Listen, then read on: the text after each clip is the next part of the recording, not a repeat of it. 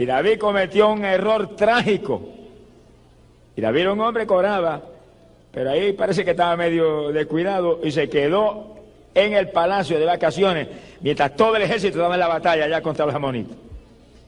Y dice que un día, y oiga esto que es increíble, se levantó de la cama por la tarde, mire qué clase de dormida dio, y entonces se fue arriba al tejado, y allá en el tejado vio una mujer que se estaba bañando en un patio de una casa. Y era una mujer muy hermosa. Y David seguido mandó a preguntar quién era. Y era la mujer de Uría. Y Uría no era cualquier hombre, era un soldado en el ejército de David, que era uno de los valientes de David.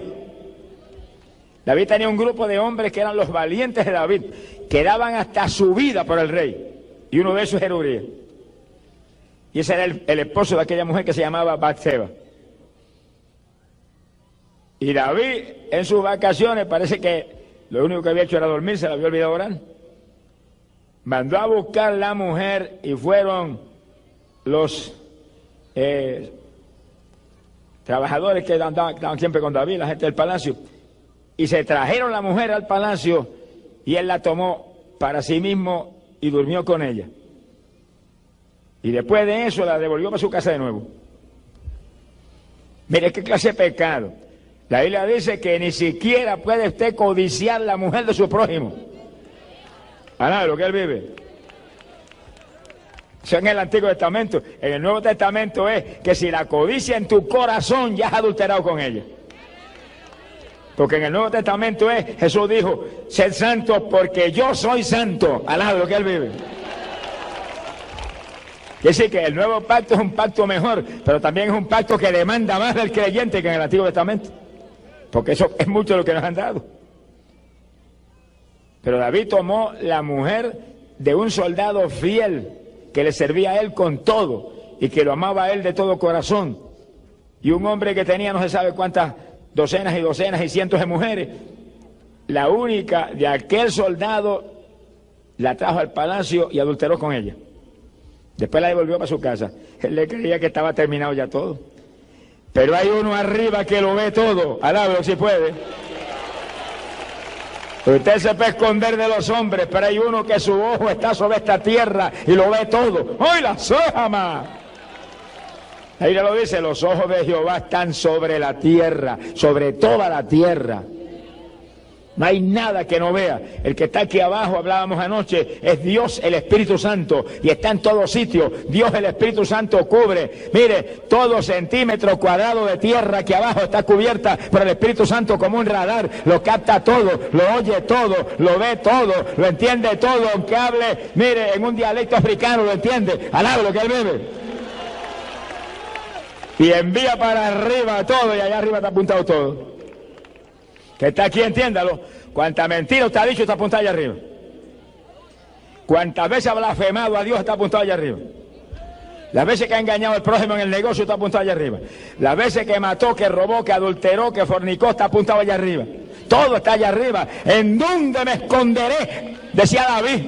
Y ahora, él mismo estaba metido en el problema. ¿En dónde se iba a esconder? Pues se creyó que podía salirse con la suya y devolvió a la mujer para su casa después de adulterar con ella. Pero a los pocos meses la mujer le mandó un mensaje: estoy embarazada. Qué silencio, parece que pasó un huracán. ¿Qué le pasó? Apenas el hombre cae en un pecado terrible, empieza Dios a moverse. No hay nada oculto que deba ser sacado a la luz. No sé qué que se va a quedar con la cosa escondida, ¿no? Mejor arrepiéntase, confiese su pecado y Dios lo perdona y echa hacia arriba con Dios de nuevo. Alabado sea Dios. Pero el que esconde su pecado no prosperará jamás. Tarde o temprano se hundirá. Alabe lo que él vive. Y todo el que está aquí en esta noche, que está en pecado, que no ha aceptado a Cristo, lo trajeron aquí para que acepte a Cristo. Y ese pecado se ha lavado con sangre en esta noche. Te van a lavar con sangre redentora. Hay sangre redentora que limpia el pecado. Alabado sea Dios. Nada más puede limpiar el pecado, solo su sangre. Bendito sea su nombre. ¡Ay, la sojama! Mi alma te bendice, Jesús. Cuando David oyó esa noticia, me imagino que le tembló hasta el pelo. La clase de escándalo que había provocado. Mandó inmediatamente una nota al frente de batalla al general Joab: envíame a Uría acá al palacio. Y llegó Uría. Y David le habló y le dijo: te traje para qué. Estés unos días acá con nosotros. Esta noche vete a tu casa y quédate en tu casa. Y cuando se movió fuera del palacio Uría, le mandó comida del palacio. No se puede comprar a la gente honorable, a la gente íntegra y honesta, no se le puede comprar con comida, ni con dinero, ni con nada. El que tiene temor de Dios y ama más a Dios que a su vida no se vende con nada ni con nadie. Y Uría durmió a la entrada del palacio, no fue a su casa, ni a saludar a su mujer. Ahí durmió, y cuando el otro le dijeron al rey, Uría no fue a su casa, durmió ahí, fuera del palacio, a la entrada del palacio. El rey lo mandó a buscar seguido. David va temblando. ¿Por qué no fuiste a tu casa? Te envié a que fueras a la casa. Y él le dijo: ¿cómo podía yo ir a mi casa a comer, a beber y a dormir con mi mujer, cuando allá en el campo de batalla mi general Joab y todos los soldados están en el campo bajo tiendas, acampados allí a la intemperie, y el arca de Jehová allí había estado en ese lugar también? Alabado sea Dios. Mire qué clase de hombre Uría.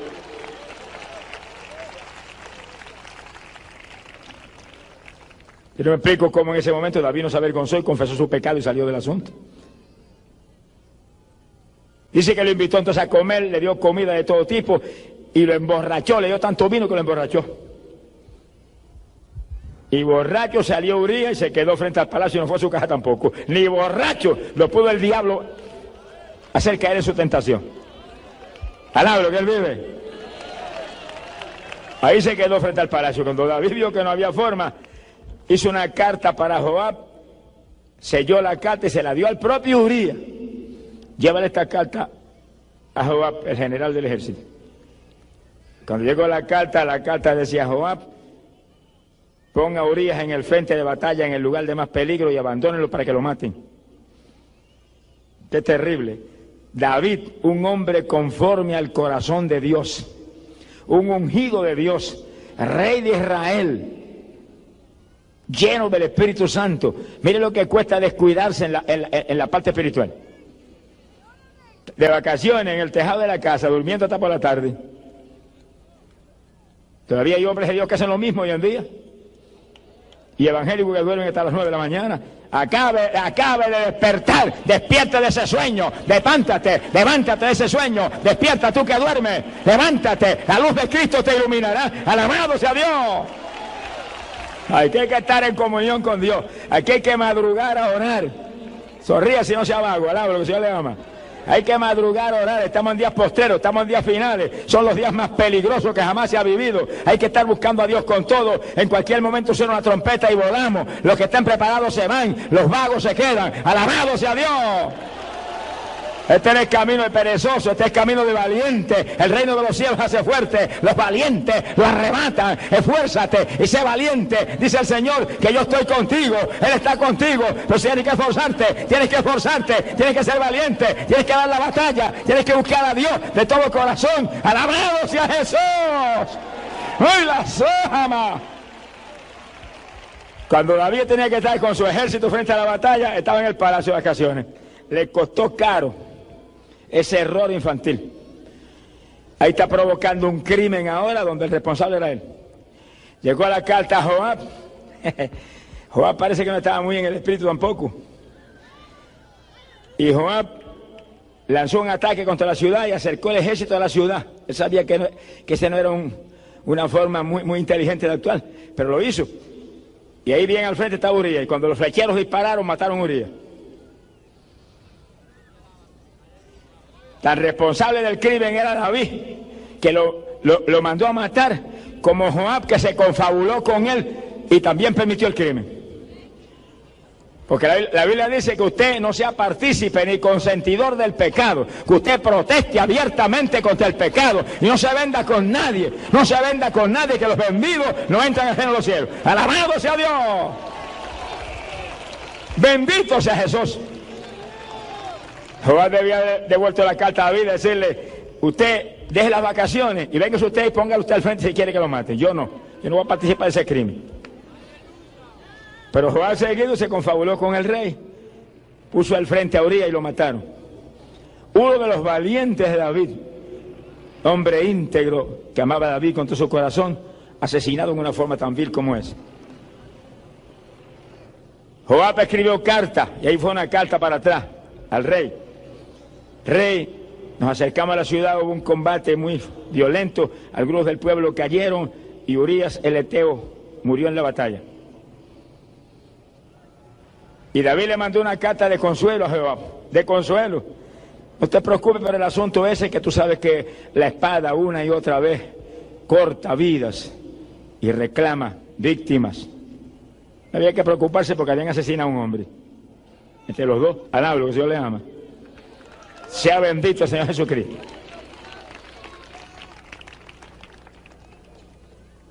La mujer de Urías, cuando oyó de que su marido había muerto, hizo duelo por él. Lloró unos cuantos días. Después que se terminó el duelo, David la mandó a buscar y la tomó como esposa. Se la trajo para el palacio y la tomó como esposa. Poco tiempo más tarde tuvo un hijo que se llamó Salomón. Y a ese Dios lo amó. Alaba lo que él vive. Te dice, bueno, pero sí, ¿cómo lo va a amar si esa mujer fue la mujer con que él adulteró? Bueno, no juzgue a Dios, deja a Dios tranquilo. Deja a Dios que haga lo que Él quiera hacer y lo que quiera, que Dios es justo y en Él no hay injusticia. Y Él es soberano y su soberanía no tiene discusiones en ninguna clase. Él lo creó todo y todo es de Él. Como Él haga, diga, tú hiciste bien. Y póngase de acuerdo con Dios siempre.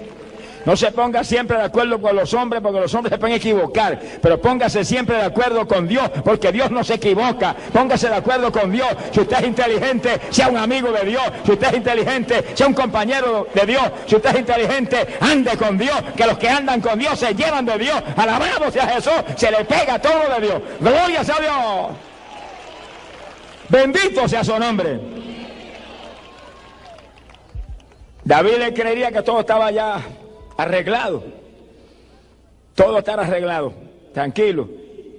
Tenía la mujer acá en su palacio, la tomó como mujer para él. Urías se había muerto ya, no había más problemas. Pero de pronto apareció el profeta Natán, alaba lo que él vive, que no vendía el mensaje con nadie, ni con el rey ni con nadie. Y todo el que está aquí que predica no vende el mensaje con nadie, ni con el rey ni con nadie, ni con la reina ni con nadie, ni con el pueblo ni con nadie. El mensaje, lo que Dios le dé, predíquelo. Predíquelo en amor de Dios, predíquelo en amor de Dios, predíquelo pensando que las almas se salven, que la gente sea edificada y bendecida, pero predique lo que Dios le dé. ¡Alabado sea Dios! ¡Ay, poder Jesús! Y el profeta Natán le dijo: David, hay dos hombres, uno muy rico y uno muy pobre. El rico tiene muchas vacas y muchas ovejas. El pobre tiene solamente una corderita que él la crió y la criaron arriba en la casa. Ellos de su propia mano le daban el alimento, la tenían como una hija, tanto que la querían. De pronto al rico le llegó un invitado y él tenía que alimentarlo. Y no tomó ninguna de las vacas ni las ovejas de su rebaño. Se fue y tomó la corderita del pobre y mató a la corderita y se la dio de alimento al hospedado. Y David se puso en pie irritado, se puso furioso y dijo: ese hombre merece la muerte. Tráiganlo inmediatamente al capítulo para que devuelva 4 veces el daño que le hizo ese hombre. Y Natán le dijo: ese hombre eres tú. Sonríase, que el Señor le ama. ¡Ay, Samaya, Sama! Hay hombres de Dios que no le tienen miedo al rey, ni le tienen miedo a nadie, porque el que tiene a Dios no le tiene miedo a nadie. El que tiene a Dios habla la palabra con confianza, con libertad, pero asegurándose que está hablando de arriba, no de lo que él le incumba, de arriba. en la cara, me parece que señaló con el dedo a David, ese hombre eres tú, cabezón, alaba lo que el Señor le ama. David tembló de arriba abajo, tembló de arriba abajo. Y el profeta le dijo, y ese hijo que nació de ese adulterio morirá sin remedio. Sea bendito el Señor Jesucristo. El profeta se fue. Y David se metió en ayuno. Pero David tuvo un descuido. Fue un descuido. Esas vacaciones le costaron cara. Esas dormidas hasta por la tarde le costaron cara. Pero David era un hombre que oraba 3 veces al día. Pues si usted ora 3 veces al día, como oró David y como oraba Daniel, no se descuide en ese asunto, mantenga eso. Aquí hay que mantener la consagración. No es de vez en cuando tomar unas vacaciones y dejar de orar 4 o 5 días. Ahí es donde el diablo te va a meter el golpe. Porque cuando se descuida uno espiritualmente 1 día, 2 días o 3, desciende espiritualmente. Y los que estamos en el Señor tenemos que estar muy alerta y muy despiertos. Cuando usted vea que llega un momento que usted no ora con la profundidad que oraba antes, ni con la libertad que oraba antes, ni en la unción que oraba antes, apártese solo con Dios 2 o 3 días. Apártese solo con el Señor 2 o 3 días, hasta que sienta otra vez el fuego, hasta que sienta otra vez la unción, sienta la bendición, sienta el espíritu de oración otra vez, antes de que el diablo te agarre y te parta por el medio. Vuelva a la profundidad espiritual que tienes que andar. ¡Alabado sea Dios! ¡Ay, la sojama! Y David en su vida normal oraba 3 veces al día, por la mañana, por la tarde y al mediodía, y clamaba a Dios con todo y ayunaba continuamente. Mira, un descuido, lo que le costó un descuido. Unas vacaciones de ese tipo de consagración. Pues ahora cuando vio que el profeta le dijo, el niño morirá, y el niño se enfermó, apenas el profeta se fue, se enfermó el nene. Y cuando David vio el niño enfermo, proclamó ayuno y se tiró al piso. Y ni comía ni bebía, orando y llorando sin cesar en el suelo. Y algunos de sus siervos trataron de hacer que se levantara y ni los miró, ni los atendió, ni los escuchó ahí. Y a los 7 días de esa batalla, el niño se murió. Fíjese que David entró en uno de los ayunos de más profundidad y más difíciles y más violentos para provocar a Dios a una acción rápida en cualquier problema grande que uno pueda tener. En el suelo, no se levantaba para nada. Sonríase si puede. Y sin comer ni beber y orando sin cesar. Mire qué ayunito. Y sí que cuando David se metía con Dios era serio en su consagración. Y a los 7 días, con un ayuno tan violento como ese, se le murió el nene. Es que mira, hermano, contra la voluntad de Dios ni funciona el ayuno, ni funciona la oración, ni funciona la fe, ni funciona nada. Las cosas funcionan cuando estamos en la voluntad de Dios, cuando están en la voluntad de Dios, cuando están en el tiempo de Dios. La oración funciona, el ayuno funciona, la fe funciona, pero fuera de la voluntad de Dios, nada. ¡Alabado sea Dios!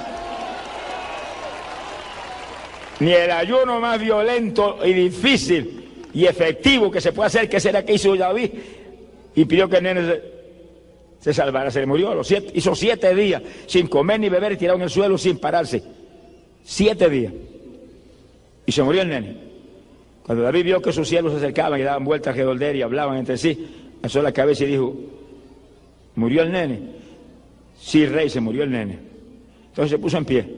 Se fue y se lavó, bajó al templo de Jehová, adoró a Dios en el templo, oró en el templo, y vino al palacio que le prepararan comida. Y cuando los siervos vieron que iba a comer, dijeron, pero ¿cómo es eso?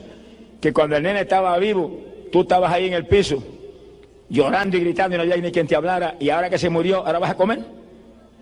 David le dijo, sí, ahora voy a comer. Porque mientras estaba vivo, yo oraba y gritaba y lloraba con la esperanza de que Dios tuviera misericordia y le perdonara la vida al niño. Ahora que se murió, ¿para qué voy a seguir ayunando? Y dijo estas palabras, y oigan los que están aquí, porque es doctrina precisa sobre el asunto de la muerte. Dijo, yo iré al niño, pero él no podrá volver jamás a mí. En otras palabras, como si hubiera dicho, él se murió y los muertos no salen.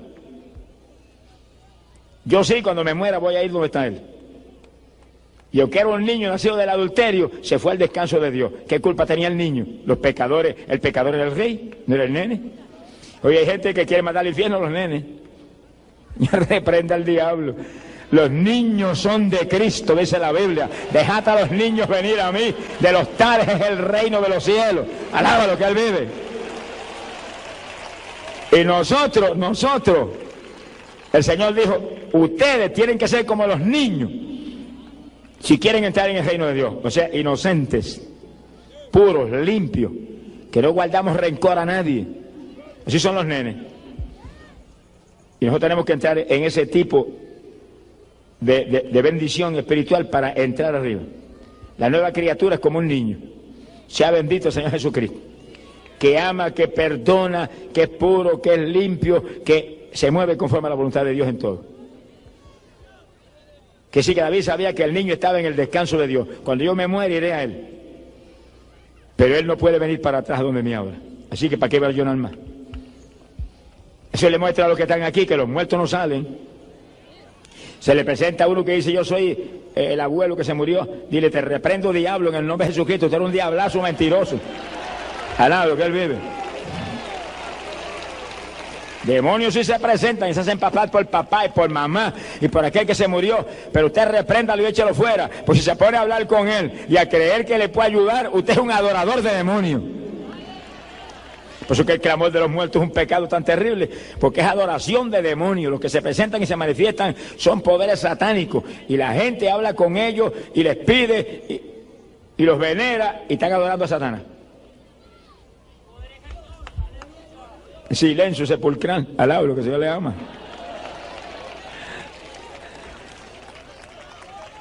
No se puede invocar muertos. Cristo dijo, invocarán mi nombre y yo les responderé. Dijo, y todo el que invocare mi nombre será salvo. Hay un viviente, hay uno que resucitó de entre los muertos. Cristo Jesús, el Hijo de Dios, que murió por ti, murió por mí. Pero al tercer día, óigalo, al tercer día se levantó de entre los muertos para dar vida a los que creen en su nombre. Gloria sea a Dios, sea un adorador de Cristo Jesús, el Cristo vivo. Gloria sea a Dios. Ahí está la victoria. No es con los muertos, es con el viviente. Y ese Jesús, Rey de reyes y Señor de señores. Bendito sea el Señor Jesucristo. Ahora, fíjense lo que costó la desobediencia de David. Que el profeta Natán le dijo, el niño que nació del adulterio morirá sin remedio. Pero también le dijo algo más. Le dijo, pero tú hiciste morir a Urías, lo mataste con el cuchillo de los amonitas. O sea que los de Amón disparaban la flecha y mataron a Urías, pero el que impulsó todo eso fue David. Tú lo mataste con el cuchillo de Amón. Por eso la espada no se apartará de tu palacio, ni de tu familia, ni de tu gente. Uno de sus hijos amados, Absalón, se lo mató. El mismo Joab, el jefe del ejército, lo mató. La muerte estuvo siempre ahí. Le dijo, y tú lo hiciste, lo que tú hiciste a la escondida, yo lo voy a hacer a la luz y que lo vea todo el mundo. Le quitaste a la mujer Urías, la única que tenía, cuando tú tenías un ejército de mujeres. Y yo voy a permitir que tus mujeres sean entregadas a tu prójimo, ante tus ojos. Lo voy a hacer públicamente, lo que tú hiciste a la escondida. Sonríase que la justicia de Dios es justicia de verdad. Sea bendito el Señor Jesucristo. Y oiga, Dios no hace acepción de personas, Dios no mira a cara de hombre, Dios no tiene favoritismo con nadie aquí. David era varón conforme al corazón de Dios, pero cuando pecó, lo castigó duramente, le llevó al hijo, alaba lo que el Señor le ama, y le llenó el palacio de muerte, y sus mujeres se le iban con su prójimo. Sea bendito el Señor Jesucristo. Eso, hermano, hay que buscar a Dios y vivir en el temor del Señor. El principio de la sabiduría es el temor al Dios del cielo. Muévase en temor de Dios, tratando de agradar a Dios en todo, tratando de hacer lo que a Dios le agrada. Siempre medite en lo que hace. ¿Le agradará esto a Dios o no le agradará? Medite siempre en eso. Pregúntele al Espíritu Santo que está siempre con usted. Espíritu Santo, dime si esto le agrada a Dios o no le agrada. Dime si esto está en la voluntad tuya o no está en la voluntad. Ese es el que tiene temor de Dios, al que se mueve haciendo lo que se antoja, y lo que cree, y lo que le gusta, y lo que la carne le dicta. Están las cosas trágicamente mal. Bendito sea el Señor Jesús. Amigo querido, en esta noche usted está aquí porque Dios lo trajo aquí a salvarlo. Amigo amado, usted está aquí, está en pecado, está perdido, pero Dios te ama, Dios te ama, Dios te creó para que seas de Él. Sálvate en esta noche, amigo. Venga a Cristo, venga a Cristo. Mira que la paga del pecado es muerte, muerte en condenación. Pero hay un regalo de Dios para ti en esta noche. Hay un regalo de Dios, vida eterna en Cristo Jesús, Señor nuestro. Alabado sea Dios. Puede fallar David como falló. Pueden fallar todos los siervos de Dios que vemos aquí abajo. Como usted ve cuántos con grandes ministerios han caído y han avergonzado el Evangelio. Cualquiera puede fallar, pero hay un Cristo que no falla. Hay un Cristo que no se equivoca. Hay un Cristo que no miente. Hay un Cristo que no hay diablo que lo haga pecar. Alabado sea Dios, ni fallar. Agárrese de ese Cristo, refúgiese en Él, viva para Él, que en Él estaba la vida. Y la vida era la luz de los hombres. Gloria sea a Dios. De su noche aprovéchela antes de que sea tarde. Pero usted que está aquí, que es evangélico, porque David era creyente, ungido de Dios. Entiéndalo claro, hermano. Entiéndalo claro. Las desobediencias cuestan cara. Era la desobediencia de David tan terrible. Robarle la mujer a un soldado fiel como era Urías, cuando él tenía un ejército de mujeres en el palacio. Y después provocar la muerte de aquel hombre, un crimen. Pero mire lo que le costó esa desobediencia. Lo que le costó esa desobediencia, Dios lo perdonó. Y el profeta Natán se lo dijo, Dios perdonó tu pecado. Pero el castigo que le vino fue severo y terrible. La espada no se apartará de tu casa nunca. A todas tus mujeres se las entregará a tu prójimo, para vergüenza tuya pública. Quiere decir que viene el castigo cuando hay pecados como esos, que se hacen no porque el hombre no tuvo voluntad, no, que ahí, con toda intención, provocaron un crimen y planearlo. Vienen castigos terribles como el que vino para David. Por eso, hermano, hay que estar agarrado de Dios y reclamándole a Dios, ayúdame. Y reclamando al Espíritu Santo, que es el que da la fortaleza y hace todo, fortaléceme. No permita que yo te falle, no permita que yo te ofenda, no permita que yo vaya en ninguna forma a contristarte al Espíritu Santo, que yo no vaya a ofender a mi Jesús, yo no vaya a manchar esa sangre que Él derramó en la cruz por mí. Ahí clamando, suplicando, ayúdame, dame fuerza, que yo no te falle, que yo no lo haga, que yo no vaya a pecar. Antes de que yo peque, antes de que avergüence tu obra, llévame para el cielo. Alabado sea Dios, tenga valor. Que más grande es el Evangelio que nosotros. Bendito sea su nombre. Que sí, que el pecado de un hombre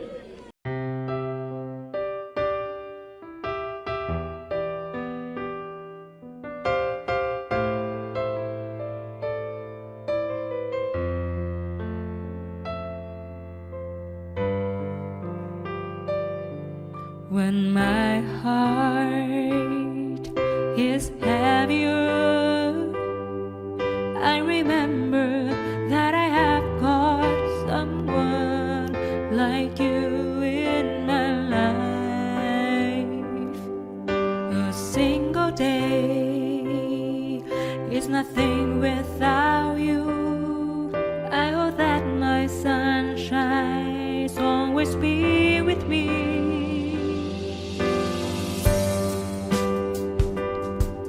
Complete me and my being. Your smile cultivates my heart. I am so not me when you look at me. I forget what I really had to say. This is the magic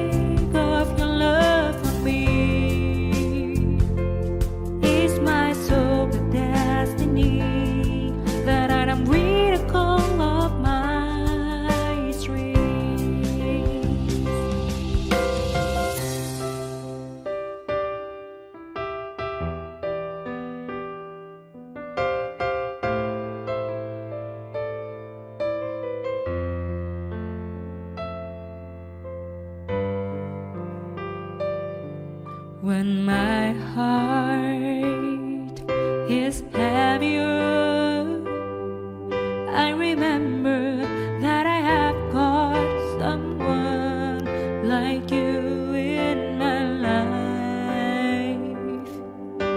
single day is nothing without you. I hope that my sunshine always be with me.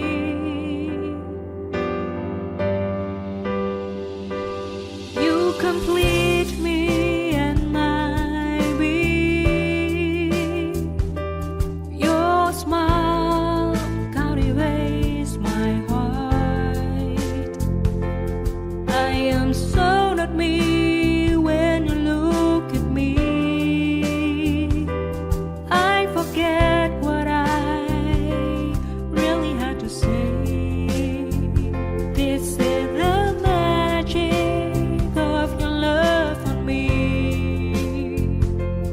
It's my soul the destiny that I am miracle of my dreams. You complete me and my being. Your smile captivates my heart. I am so not me when you look at me. I forget what I really had to say. This is the magic of your love for me. It's my soul the destiny that I am miracle of my dreams.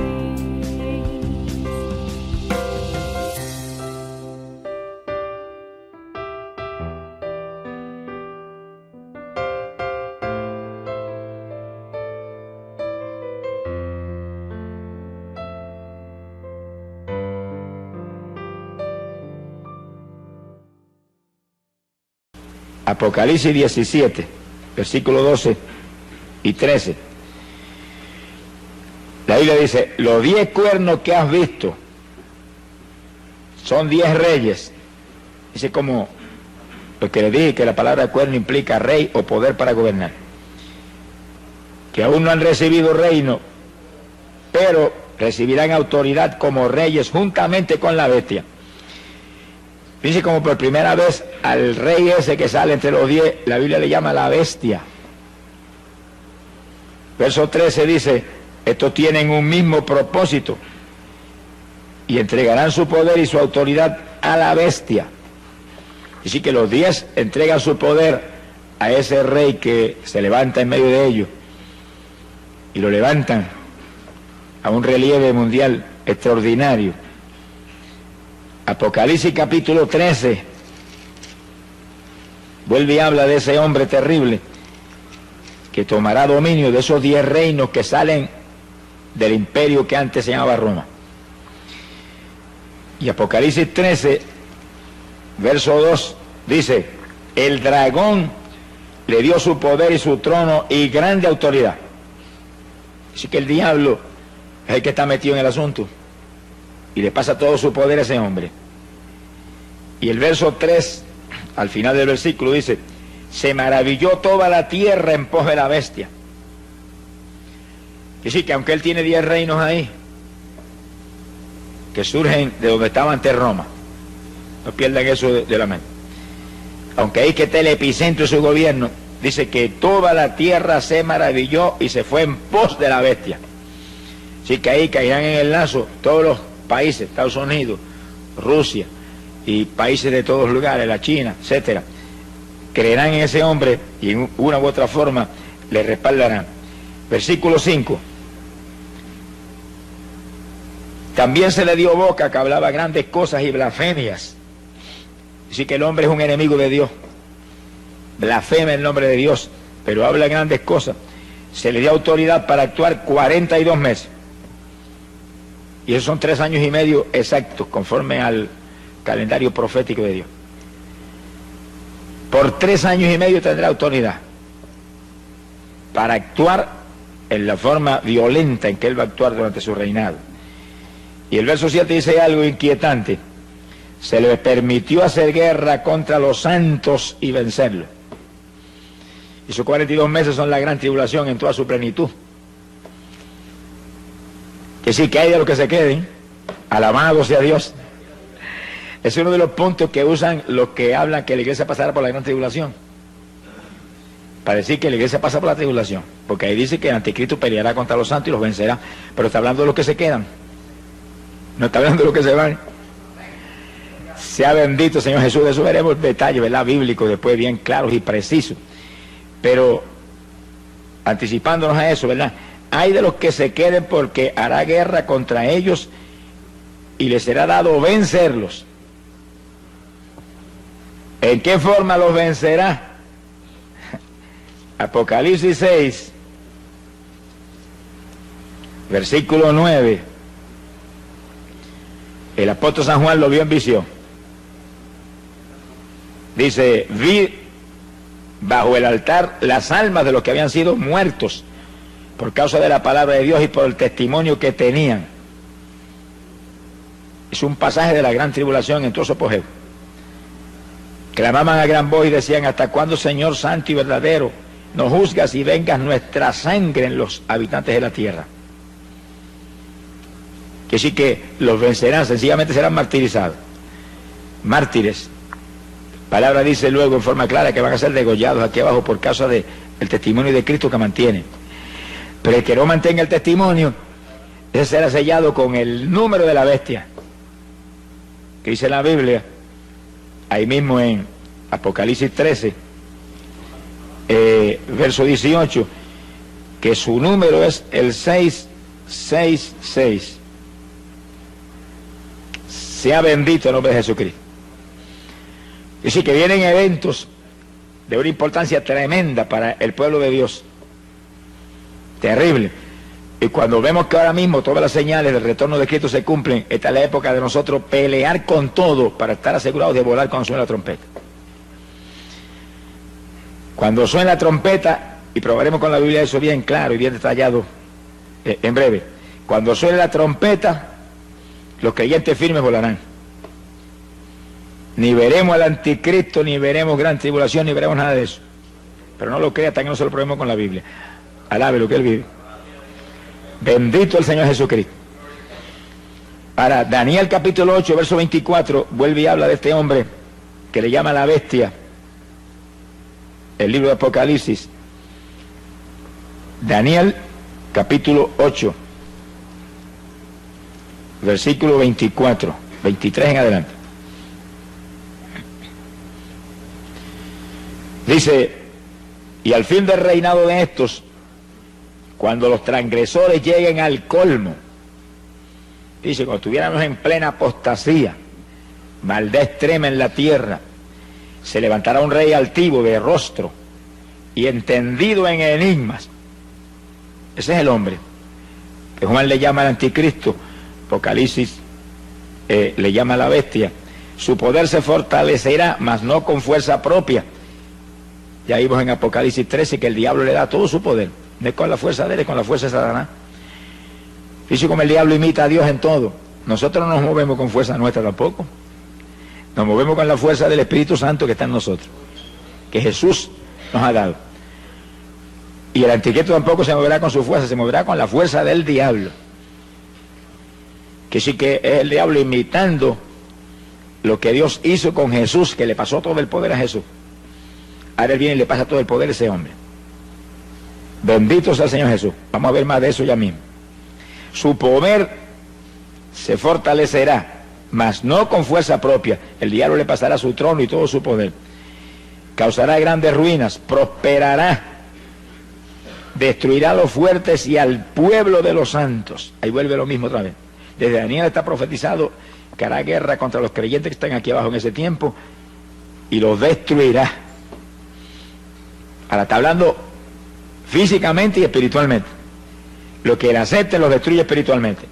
Los que lo rechacen y mantengan el testimonio de Cristo los destruye físicamente. La persecución más terrible que jamás habrá visto contra el cristianismo vendrá ahora. Será una repetición de la Inquisición romana, pero en forma abierta y pública y trágica para los que se queden. Por eso que hay que dar una voz de alerta al pueblo y mostrarle cómo es que tenemos que estar preparados para ir. para que escapemos de esto, más el galardón tremendo que recibirá los que se vayan con el Señor.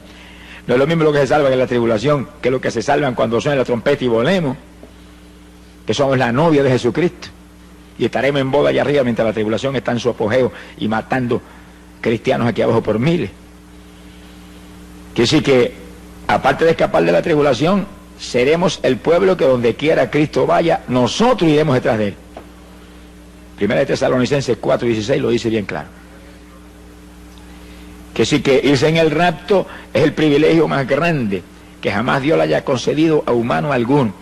Por eso que la Biblia dice que la gloria postrera de esta casa será mayor que la primera. Nunca, ni en los días apostólicos, ni en ninguna época, ha vivido el pueblo algo tan grande que jamás moriremos. Oiga eso. Jamás van a pasear este cuerpo que tenemos ahora en un ataúd por ahí hasta el cementerio. Jamás. Jamás la muerte va a tener el privilegio de meternos el aguijón y hacer que esto deje de respirar. Se ha glorificado el nombre de Dios. Y el privilegio de en un segundo recibir un cuerpo igualito que tiene Jesucristo. Bueno, es grande lo que Dios nos ofrece. Si perdemos esa bendición, somos los más necios de los seres humanos. Sonríese, que el Señor le ama. Pero la Biblia dice qué es lo que hay que hacer. Si no lo hacemos, es cuestión nuestra. Dios siempre dice lo que hay que hacer. Luego usted tiene un libre albedrío y yo también. Si queremos hacer otra cosa, pues allá nosotros. Pero si hacemos lo que Él dijo, escaparemos y no veremos nada de esto que estamos hablando ahora. Sea bendito el Señor Jesucristo. 42 meses, son 3 años y medio, ahí es la gran tribulación. Cuando todo el poder de ese hombre satánico se va a desencadenar sobre la tierra. Y viene tercera guerra mundial en esos días. Y viene terremoto mundial en esos días. Y plagas y hambre y granizo como jamás se ha visto. Por eso fue que Cristo dijo que si no acortare esos días, ninguna carne sería salva. Esos días pondrán en peligro la vida de toda la población del mundo. Lluvia radioactiva que caerá. Ahora, el Señor va a intervenir a tiempo para que haya sobrevivientes. Y esos sobrevivientes se añadirán al reinado de Cristo que se establecerá. Pero con cuerpo como este, olvídese, aquí lo grande es la novia de Jesucristo. Lo grande es la novia del Cordero, aquellos en cuyos corazones está establecido ahora mismo el reino de Dios. Bueno, lo de nosotros tan grande, mire, que es realmente extraordinario, ¿verdad? Increíble, cuando Jesús, hablando de Juan el Bautista, dijo que no había nacido profeta de vientre de mujer más grande que Juan. Sí, que Juan era lo más grande que jamás se levantó como profeta. Bueno, fue el que preparó el camino del Señor y el que anunció un cambio de dispensación de la ley a la gracia. Es decir, que realmente fue algo extraordinario. Sin embargo, Jesús dijo estas palabras tan inquietantes: pero el más pequeño en el reino de los cielos es más grande que Juan. Todos los que están aquí lavados en la sangre ahora mismo, llenos del Espíritu Santo, viviendo en santidad, son más grandes que Juan. Alabe lo que él vive. Bueno, eso es extraordinario, pero fue lo que Jesús dijo. En el reino de los cielos, el más pequeñito es más grande que Juan. Juan nunca tuvo lo que tenemos nosotros. Ser novia de Jesús, esposa de Jesús. Él era el amigo del Señor. Pero más grande es la esposa que el amigo. Alabe lo que él vive. Porque la esposa es una sola carne con el esposo. Somos el cuerpo de Jesús. Somos un solo espíritu con Jesús. Somos el cuerpo de Jesucristo aquí abajo. Jamás nadie en el Antiguo Testamento tuvo ese privilegio. Nadie de la edad apostólica para acá es que tenemos esa maravilla. Y sin embargo, ¿cuántos se lo dejan robar del diablo? ¿Cuántos evangélicos usted ve que ahí andando ahí, arrastrándose ahí? En una vida cristiana superficial. ¿Cuántos que predicaban, ministraban, se fueron atrás? Están ahí hecho un escombro. Qué terrible. Cuando tenemos algo tan grande, ¿por qué luchar? Y usted ve la gente inconversa cómo se matan por conseguir una profesión encomiable, ser un gran profesor de universidad, o un gran arquitecto, o un doctor en medicina, y se revientan años estudiando y se amanecen por las noches. Y nosotros, ¿cuánto más debemos hacer nosotros por ser esposa de Jesús por la eternidad? con un cuerpo igualito al de Él, igualitos a Él, seremos semejantes a Él cuando suene la trompeta. ¿Cuánto más debemos luchar? Sin embargo, tengo casos evangélicos hoy que si van a la iglesia el domingo por la mañana es mucho. Y otros que cuando se le antoja se ponen de pie y se van y sin acabarse el culto siguen andando. Ninguno de esos indisciplinados entrará, hermano. Sea bendito el Señor Jesucristo. Esto es un ejército. Y esto es un ejército en el cual tiene que haber disciplina mayor que ningún ejército de la tierra. Porque este es el ejército de Jesucristo. Este es el ejército que va a acabar con la Tercera Guerra Mundial. Y va a establecer un reino de paz aquí abajo. Imagínense qué disciplina tiene que haber. Los disciplinados volaremos. Alabe lo que Él le ama. Hay poder en Jesucristo. Ahora, cuando el anticristo tome esos 10 reinos, fíjense que esos 10 reinos salen del territorio donde estaba Roma, donde vio la bestia esa espantosa Daniel. De ahí sale esos 10 reinos, ahí se establecerán y ahí los tomará el anticristo. Y surgirá el 7º imperio mundial. Vamos a explicar eso bien claro. Daniel vio 4 imperios mundiales: Babilonia, Media Persia, Grecia y Roma, 4. Pero antes de esos 4 había habido 2: Egipto y Asiria. Egipto, donde estuvo José, y el que después esclavizó a los hijos de Israel, y Asiria, el que se llevó cautivo a los hijos de Israel por su desobediencia, y Dios permitió que se los llevaran en cautiverio. Que sí que hasta Roma ha habido 6 imperios mundiales. Tiene que levantarse un 7º, porque en el 7 que Dios termina sus obras. El 7 es el número de plenitud. El 7 es el número donde Dios termina sus obras. Y ese 7º imperio mundial está a punto de establecerse. Y si estamos bien en los últimos días, y si Cristo está a punto de levantar su iglesia, eso tiene que estar prácticamente hecho ahora. Si no, ¿cuándo es que va a levantar el Señor su iglesia?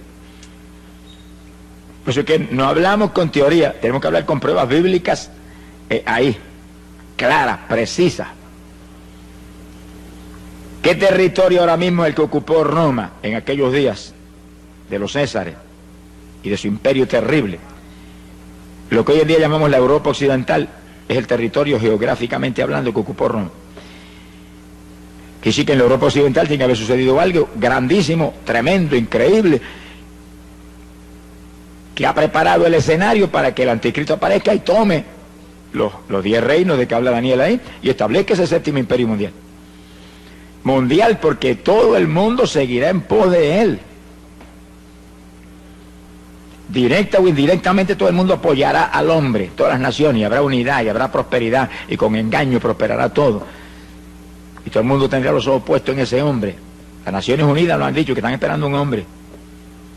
Que ningún comité lo puede hacer, han probado comités de todo tipo. Un hombre que tenga tal sabiduría, tal poder persuasivo, que pueda convencer a las naciones y traer paz, impedir la Tercera Guerra Mundial, levantar la economía del mundo. El hombre está ahí esperando el momento para él tomar los 10 reinos y aparecer en escena. Que sí que en la Europa occidental tiene que estar preparado el escenario para eso, porque ese es el territorio que ocupaba Roma, y ahí que dice Daniel que aparecerá 10 cuernos sobre la bestia romana. Entonces, al ver lo que ha pasado en la Europa occidental, nos quedamos atónitos. Porque cuando terminó la Segunda Guerra Mundial, década del 40, las naciones de Europa quedaron todas arruinadas económicamente. Francia, Inglaterra, eso estaban arruinados después de esa guerra.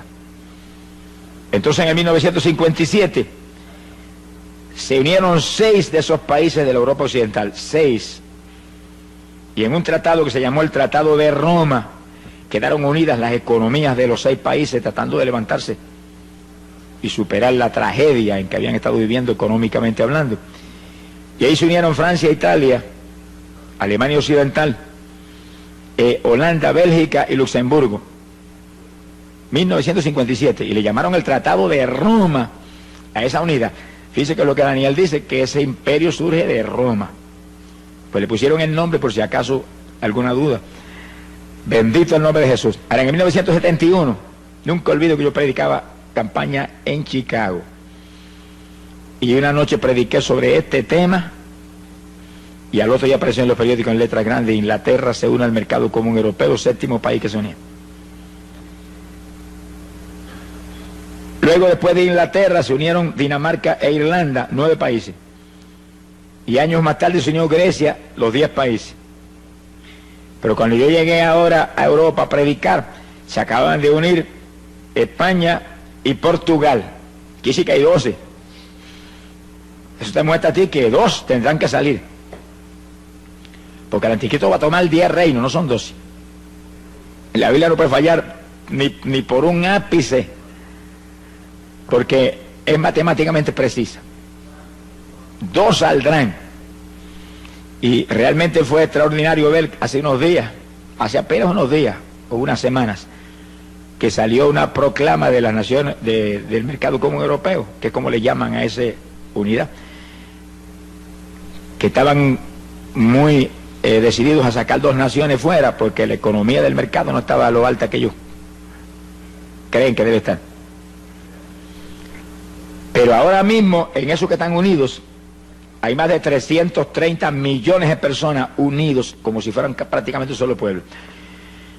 Pronto, dicen ellos, que van a quitar las fronteras, y entonces una persona pasará de un país a otro sin enseñar ni papeles, nada, porque no va a haber fronteras. Serán un solo imperio, un solo reino, y pondrán un sistema monetario común. Entonces eso está ahí ya determinado. Quiere decir que ese es el imperio del anticristo, donde está Francia, Inglaterra, Alemania, todos esos países ahí, sin saber lo que les viene para encima. ¿Y en manos de quién van a caer? Y un país como España, que le da la espalda al Evangelio, y que ahora mismo hay como 40 millones de personas, y no sé cuál sería el número preciso, ¿verdad? Pero no hay probablemente ni 100.000 creyentes en 40 millones de personas. Que sí que es una cosa increíble. No han creído en la verdad, Jesucristo. Les será dado creer en la mentira. Eso es lo que dice la Biblia.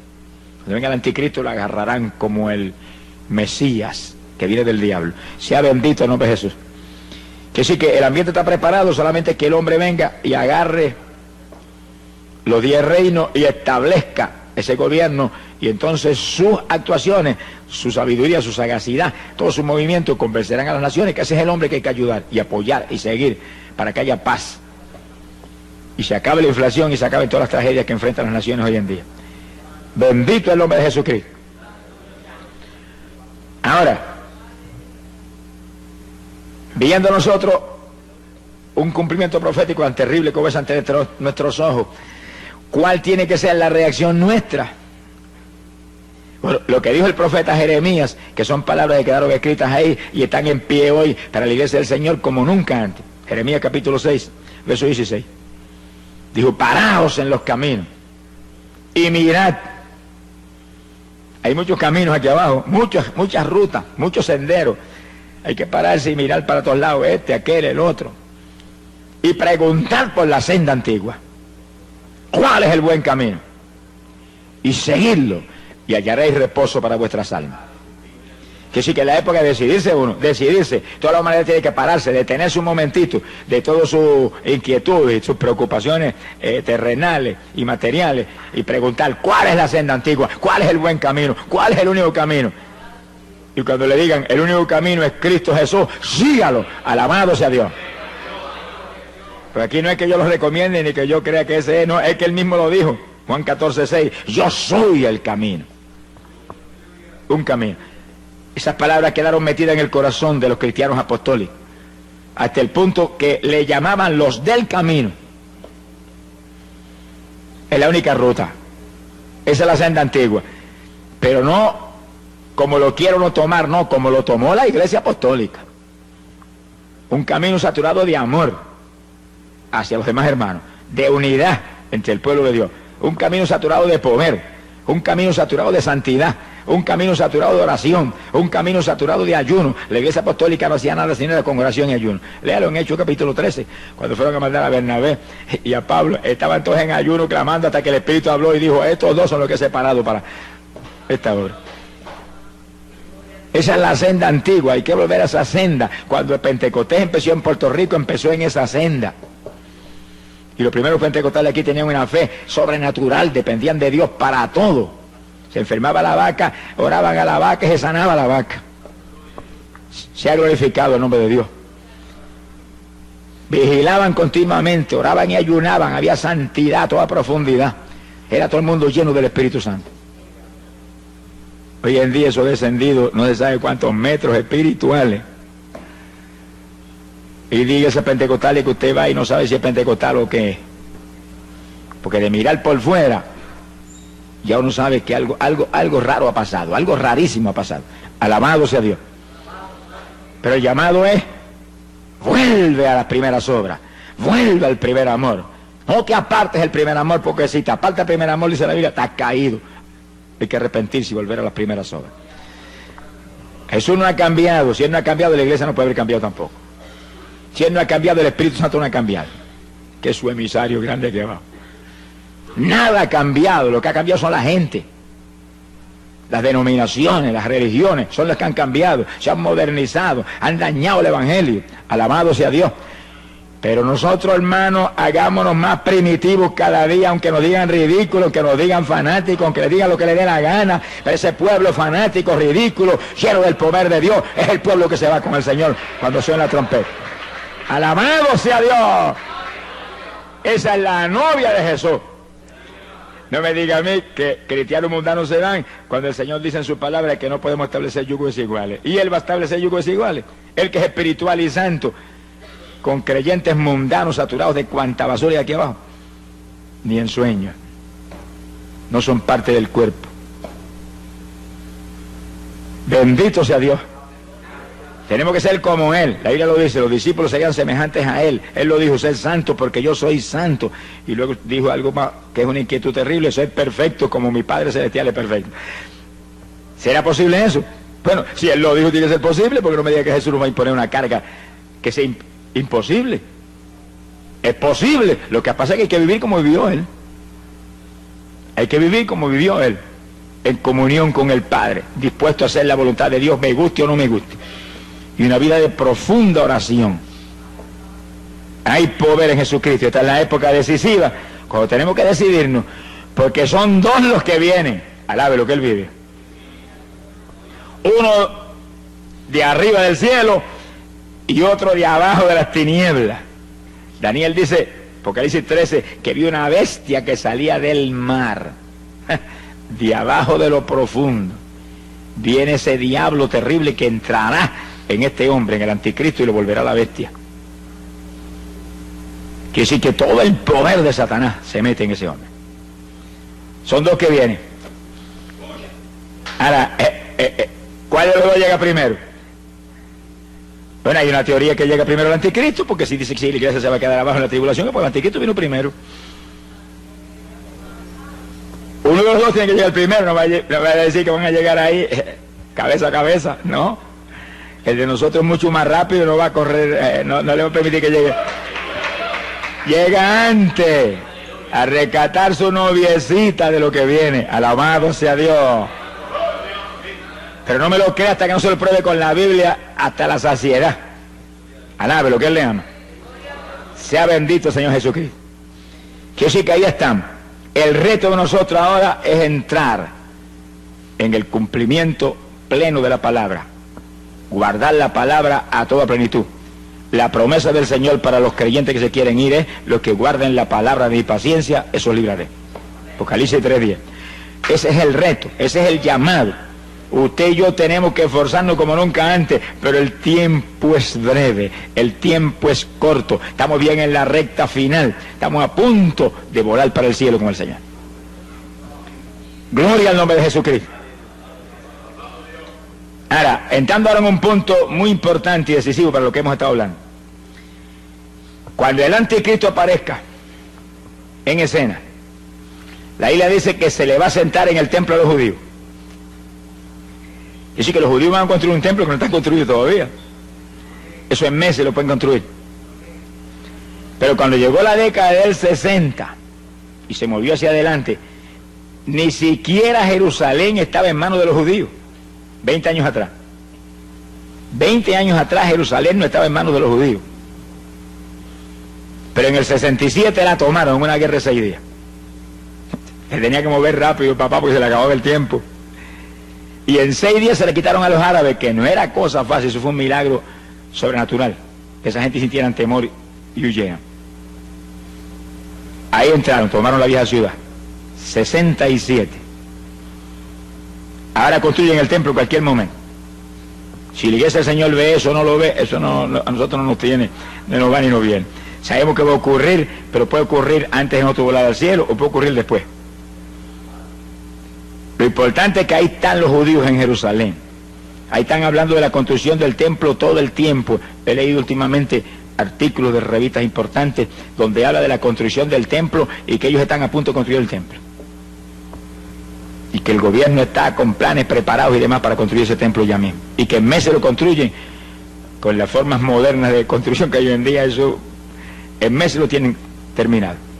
Ahí ellos van a restaurar toda la adoración que había en el Antiguo Testamento, con sacrificio de animales y lugar santo y lugar santísimo y todo eso, ignorando que ya el Mesías vino y una nueva dispensación está en pie y ya no estamos bajo la ley sino bajo la gracia. Y que la ley se cumple ahora no en la gente carnal, sino en los que andamos conforme al Espíritu. Pero ellos entrarán en ese asunto. Y entonces, lo importante de esta cuestión es que el anticristo se le va a subir en ese templo. Y va a violar todo lo que se hace en el templo y se va a ostentar como Dios ahí. ¿Dónde está eso en la Biblia? Segunda de Tesalonicenses, capítulo 2, verso 3 en adelante. Y esto sí que es importante para nosotros, porque esta es la base de la doctrina de que la iglesia pasa por la tribulación, con una equivocación infantil. Mire lo que Pablo profetizó: nadie os engañe de ninguna manera, porque no vendrá, está hablando de la venida del Señor, no vendrá el Señor sin que antes venga la apostasía y se manifieste el hombre de pecado, el hijo de perdición. Ese es el anticristo. Ahí es que te dicen a ti: no, pasamos por la tribulación porque el Señor no puede venir hasta que no se manifieste el anticristo. Pero ahí no está hablando del rapto, está hablando de la segunda venida de Cristo. Vamos a probarlo más abajo según leamos los versículos. Está hablando de la segunda venida de Cristo, donde el Señor viene con su iglesia y acaba con la tercera guerra mundial y establece un reino de paz. Por supuesto, el anticristo tiene que venir antes que eso, porque él viene y va a destruir al anticristo y lo va a echar de cabeza al lago de fuego y azufre. Ahora, fíjese el resto: el cual se opone y se levanta contra todo lo que se llama Dios. Ahí está en toda la tribulación, los últimos 3 años y medio, últimos 42 meses, oponiéndose a todo lo que se llama Dios, o es objeto de culto. Hay de los que rindan culto al Señor en esos días. Tanto que se sienta en el templo de Dios como Dios, haciéndose pasar por Dios. Ahí le suspende los ritos a los judíos, se le sienta en el templo y dice: aquí soy yo Dios, y se ostenta como Dios, y se forma el escándalo grande que lanza a la tierra a la gran tribulación. El gran pacificador se declara ahora como lo que es la bestia, Satanás encarnado. Mi alma te alaba, Jesús. Dice que el diablo imita a Dios en una forma tan profunda que en esos días levanta una trinidad. Satanás como Dios el Padre, que le da todo su poder al anticristo, su hijo espiritual satánico humano, y le da su trono, todo, igualito que Dios con Jesús. Y entonces aparece un falso profeta, que es el que va a estar al lado del anticristo, que es el que hace todas las obras, y levanta una estatua. Apocalipsis 13 habla de eso, y esa estatua tiene un poder tan terrible que la misma estatua mata a aquellos que no la adoran. Ahora no es una estatua ahora muerta con ojos que no ve como las actuales, es una estatua animada. ¿Qué clase de demonio habrá dentro de la estatua? Imagínense. Y sí, eso es una idolatría terrible, adorando al anticristo a través de esa estatua. Pero el falso profeta es el que hace las obras, como ahora. Ahora el que hace las obras es el Espíritu Santo, que no se mueve para nada si no es en el nombre de Jesucristo. Y el falso profeta no se mueve para nada, sino es en el nombre del anticristo. Es una trinidad diabólica. El diablo, el anticristo y el falso profeta. Imitando la trinidad de nuestro Dios. Mire que hasta el diablo sabe que Dios es una trinidad y la gente que abajo no lo sabe. Sonríase que el Señor le ama. Hay gente que se burla y dice, eso es un Dios con 3 cabezas. Señor, reprenda al diablo. Y a ellos también. Alabado sea Dios. Es un solo Dios que se manifiesta en 3 divinas personas. Pero lo dice la Biblia, los tres una sola cosa son, un solo Dios. Jesús es la única forma visible de Dios. Dios el Hijo. El Padre, que está en el trono allá resplandeciendo, allá veremos esa maravilla cuando entremos. Y el Espíritu Santo es el que está aquí, el Espíritu Santo es el que está aquí, ese es el que está con nosotros, el que hace sentir a usted de vez en cuando un fueguito por acá, una corrientita por allá, como mostrando aquí estoy. Ese es el que hace que Jesús sea una realidad en medio de su iglesia. Que se cumpla lo que Jesús prometió. Estoy con vosotros todos los días de vuestra vida. Por medio de la persona del Espíritu Santo. Me voy, pero enviaré un consolador, Dios. No dejaré huérfano. Volveré a vosotros. Quiere decir que Él separa su persona de la del Espíritu Santo como 2 personas distintas y de pronto los une como una sola cosa. Porque así es la Trinidad. Una de las comparaciones más claras para entender la Trinidad es un triángulo. Un triángulo es una sola figura, pero tiene 3 ángulos, ángulo A, ángulo B y ángulo C. Un ángulo está ahí, el otro acá, el otro acá. Son 3 ángulos distintos. El A es A y el B es B y el C es C, pero forman una sola figura. Esa es la Trinidad. 3 personas, Dios el Padre, Dios el Hijo, Dios el Espíritu Santo, pero un solo Dios. Sea bendito el nombre de Jesucristo. Y el diablo lo sabe. Muchas religiones no lo saben, pero el diablo lo sabe. Y como él imita todo, en todo imita a Dios, establece una Trinidad en esos días. Y él se pone ahí como el Dios el Padre. Y el anticristo como Dios el Hijo. Y el falso profeta como Dios el Espíritu Santo. Sea bendito Señor Jesucristo. Se le sentará arriba en el trono, en el templo a los judíos. Suspenderá los sacrificios y todos los ritos del Antiguo Testamento que se estarán practicando ahí. Acabará con todo eso. Ahora, ¿cómo el anticristo tiene, diría usted, tanta familiaridad con los judíos? ¿De dónde viene eso? Bueno, está profetizado desde Isaías 28, verso 15. Isaías 28, 15. Fíjense cómo los judíos caen en un lazo que uno de los profetas más grandes que ellos jamás tuvieron se lo profetizó y se lo advirtió. Sin embargo, caen en el lazo. Mire cómo es el poder persuasivo de Satanás y de ese anticristo, esa bestia. Isaías 28, verso 15. Por cuanto habéis dicho, pacto hemos hecho con la muerte e hicimos convenio con el infierno. Cuando pase el turbión del azote no llegará a nosotros. Se sienten seguros en ese pacto, como se siente seguro todas las naciones con ese hombre. Porque hemos puesto nuestro refugio en la mentira y en la falsedad nos esconderemos. Hacen un pacto con el anticristo, quiere decir que usted no se extrañe que el anticristo le va a ayudar a construir el templo, en el cual se siente respaldado por ese hombre y bajo esa protección. Cuando Jesús vino lo rechazaron. Ahora viene el diablo y ya se lo aceptan. Se cumple la palabra que como se negaron a creer en la verdad, Dios permite que crean en la mentira. Que sí que todavía le queda a los judíos parte del juicio que empezó hace casi 2000 años, le queda el cumplimiento final terrible en los días que vienen. Sea bendito Señor Jesucristo. Quiere decir que ese pacto estará ahí en pie. Y en los primeros 3 años y medio de ese pacto, el anticristo cumplirá el pacto. Vamos a verlo en la Biblia. Vamos a verlo ahí clarito. Daniel capítulo 9, verso 27. Ahora pueden ver esto en forma bien matemáticamente precisa. Por otra semana, es una semana de años, 7 años. Vamos a verlo más. más luego en forma más clara. Por otra semana confirmará el pacto con muchos. Hay un pacto del anticristo con muchos, pero ahí está incluido Israel. Y a la mitad de la semana, cuando pasen 3 años y medio, esos últimos 7 años, hará cesar el sacrificio y la ofrenda.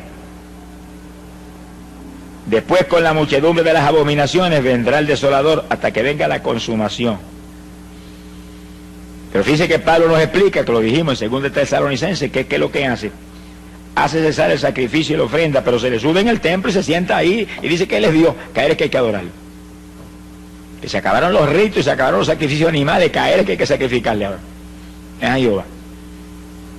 Que sí, que el pacto que él hace con los judíos es, como dice Isaías, es un convenio con la mentira y un pacto con la muerte, con el infierno, con el engaño. Se ha glorificado el nombre de Dios. Pero fíjense que ahí habla de una semana específica. Ahora, ese es un punto decisivo. ¿Qué semana es esa? Son los últimos 7 años de esta dispensación. Los últimos 7 años de esta edad.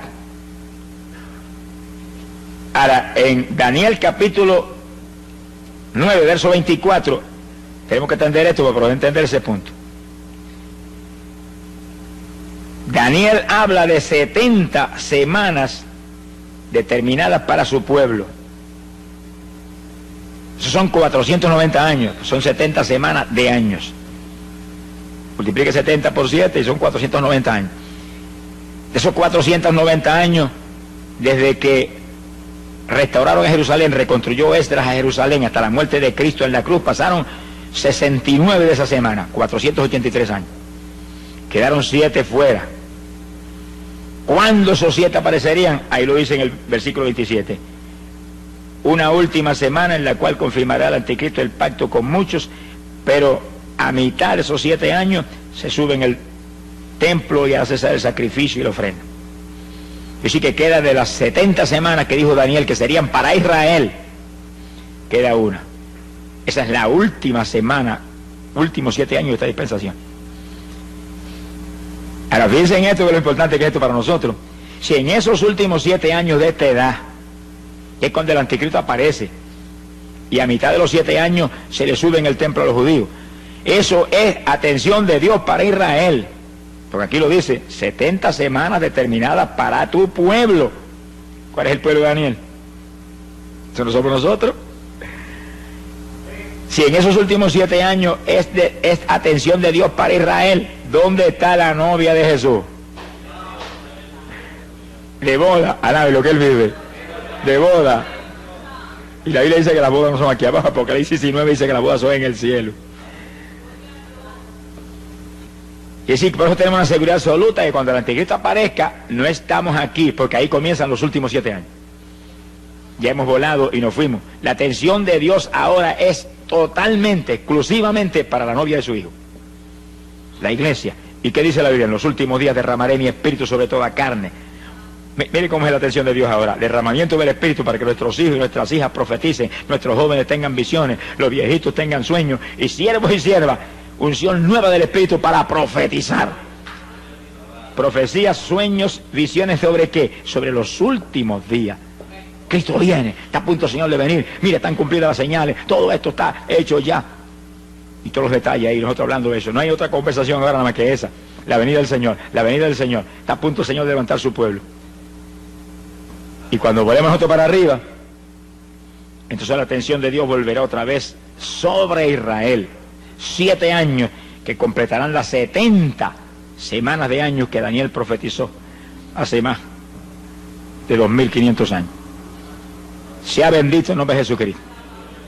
Que sí, que el asunto es matemáticamente claro, pero para que sea todavía más claro, volvamos a 2 de Tesalonicenses, capítulo 2, ahora en el verso 6. Y Pablo dice: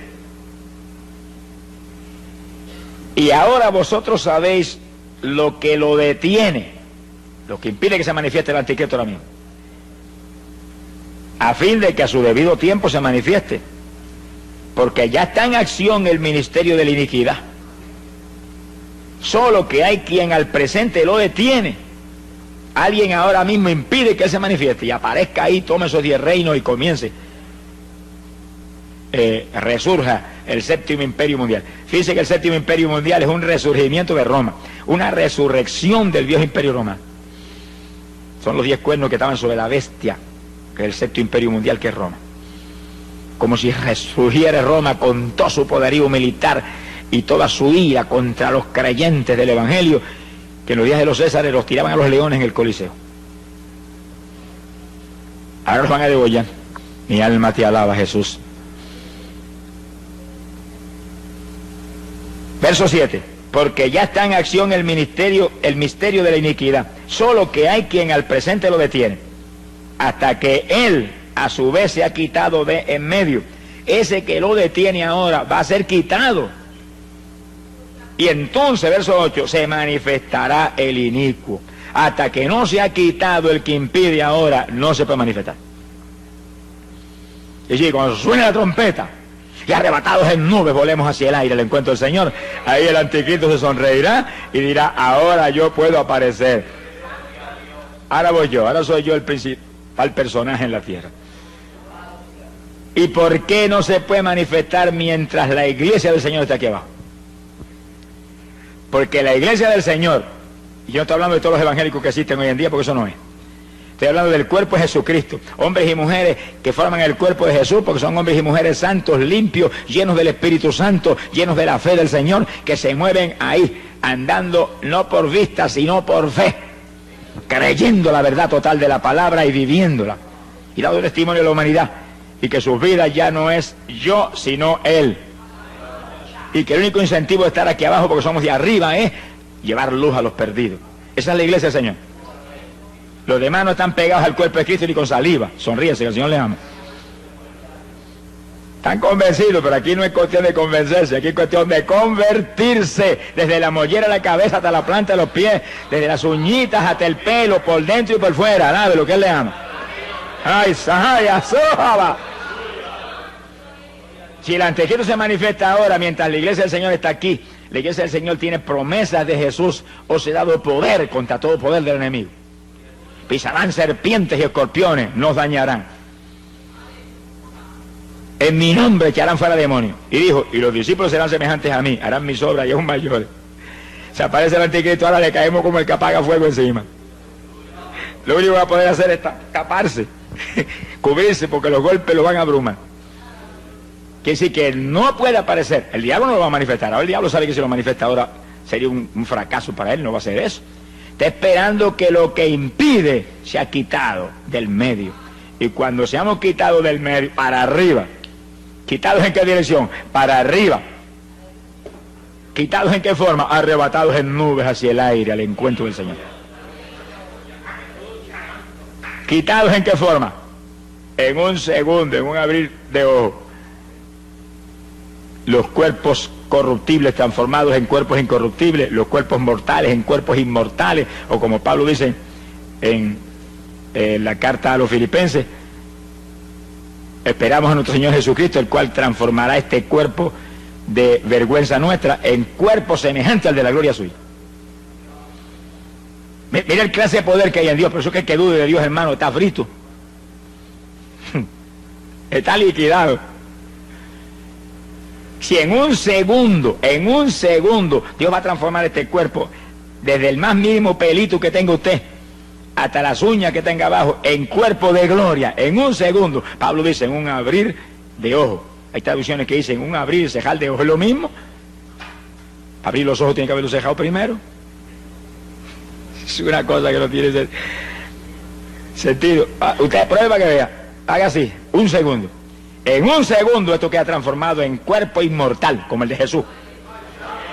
Entonces, ¿qué cosa será difícil para Dios? Si es un milagro como ese en un segundo, a nada de lo que Él vive. ¿Qué es entonces un cáncer para Dios? ¿Qué es entonces el AIDS para Dios? ¿Qué es entonces bautizar con el Espíritu Santo un creyente? Nada, todos son pequeñeces al lado de ese milagrote. Transformarnos en algo igualito a Jesús en un segundo. Pues eso es lo que va a hacer. No solamente con nosotros, sino con los muertos que resuciten y se levanten de los sepulcros, que se van a levantar no en el cuerpo que murió María, ni en el cuerpo que murió Pedro, no, en el cuerpo de gloria también.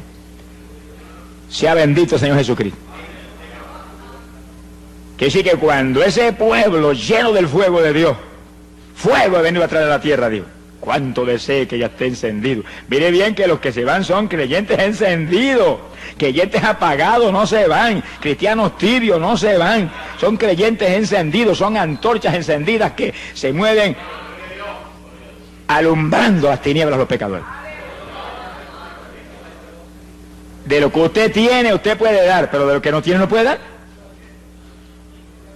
Pedro, al tullido en la puerta de hermosa, dijo: de lo que tengo, eso te doy. ¿Qué tenía? Poder de Dios para decirle: levántate y anda en el nombre de Jesucristo. Pero de lo que no tiene, no te puede dar. Creyentes apagados, ¿a quién le van a dar luz? Ellos son los que necesitan luz. Sea bendito el Señor Jesucristo. Que sí, que lo que se van son antorchas encendidas, creyentes llenos del Espíritu Santo, creyentes que alumbran a los pecadores aquí abajo, creyentes que no dan testimonio a nadie. Mire, hermano, ni en sueños se van. Y esa es la plaga más grande que hay aquí abajo hoy en día en el pueblo evangélico, que montones de ellos no le dan testimonio a nadie, sencillamente se han conformado con ser miembros de una congregación. Eso es parte del evangelio, no apartarse de la congregación como algunos tienen por costumbre, porque la congregación, la iglesia y su pastor es el cuartel general de batalla donde se le entrena para ir afuera a quitarle las propiedades al diablo. Pero si después que está ahí, sentadito ahí, gozándose en las cosas del Señor, y Dios lo ha bautizado con el Espíritu, ahí se conforma y no hace nada, no le da testimonio a nadie, en pocos días usted lo ve que seguido desciende espiritualmente. Ya está más tranquilo, más conforme. Esas gentes se quedarán. Vamos a probarlo con la Biblia ya mismo. Sonríase, que el Señor le ama. Alabado sea Dios. Hay poder en Jesucristo. Quiere decir que, ¿cuándo aparecerá el anticristo? Eso sí lo podemos hablar claro, ahí sin alternativa. Porque ¿cuándo es el rapto? Ahí sí hay que cuidarse. Hay cosas que se pueden decir, pero hay otras cosas que no se pueden porque no tendría usted una base bíblica para hacerlo. Pero ¿cuándo aparece el anticristo? En los últimos 7 años de esta dispensación. Cuando el pueblo de Dios haya volado al cielo y esté arriba, de boda, aparece el anticristo. Ni veremos la careta del anticristo, que la verá toda la humanidad por televisión mundial. Eso dicen los científicos, que aparece ya mismo. Seguro que va a aparecer. Ni veremos ese anticristo, ni veremos la gran tribulación, nada. Nosotros volamos arriba antes de que ese personaje aparezca. Quiere decir que en los últimos 7 años de esta dispensación aparece el anticristo. ¿Cuánto tiempo antes volaremos nosotros? Solo lo sabe el Señor, pero antes volamos. Lo importante no es cuánto tiempo antes volamos, es que volamos antes. Alabe lo que Él vive. Que no pasaremos por esos días terribles, ni veremos esos días trágicos que se acercan, porque el Señor lo prometió: los que guardaren la palabra de mi paciencia, yo también los libraré. ¿De qué nos va a librar? Él lo dijo: de la prueba que viene sobre todos los habitantes de la tierra, todos los habitantes. Bendito el nombre de Jesucristo. Que sí, que si algo tiene que tener el creyente es una seguridad absoluta de que antes de que aparezca el anticristo nosotros volamos para el cielo, para vivir ahora como debemos vivir y estar seguros de que estamos preparados para ese evento tan grande.